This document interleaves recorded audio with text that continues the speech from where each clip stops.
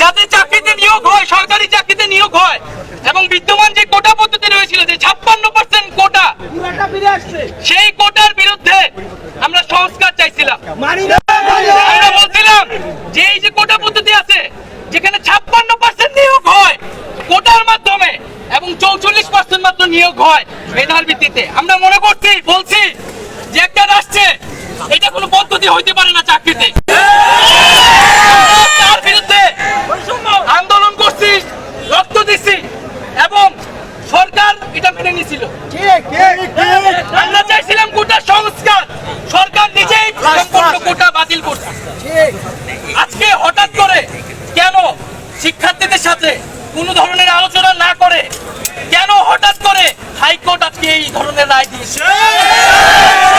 এই ধরনের রায় চাপিয়ে দেওয়া হলে শিক্ষার্থী সমাজ কিন্তু মানবে না।